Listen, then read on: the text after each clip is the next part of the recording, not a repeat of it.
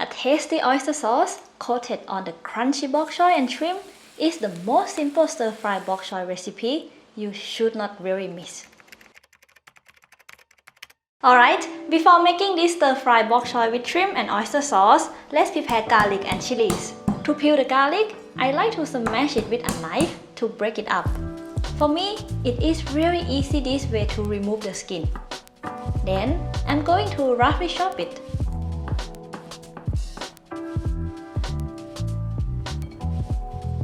To have a bit of hot flavor in the dish, I will add some Thai red chilies, but this is optional. You can skip it or use chili flakes instead. Next is stir-fry sauce. I will mix together oyster sauce, soy sauce, a pinch of white pepper, and a bit of sugar.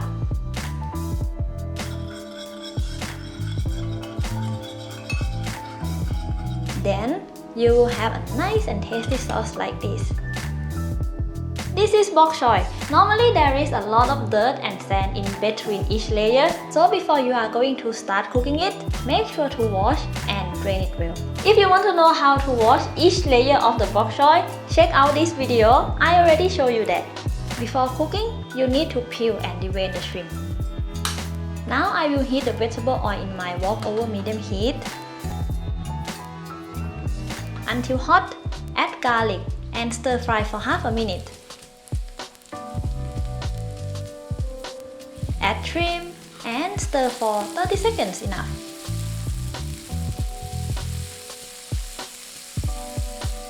Then add bok choy and give it a quick toss. Before the next step, if you like this video so far, don't forget to give me a thumbs up and subscribe for more yummy recipe every Saturday. Now, pour the stir-fry sauce all over the bok choy and stir fry for half a minute. Then turn off the heat and toss through the chilies or chili flakes.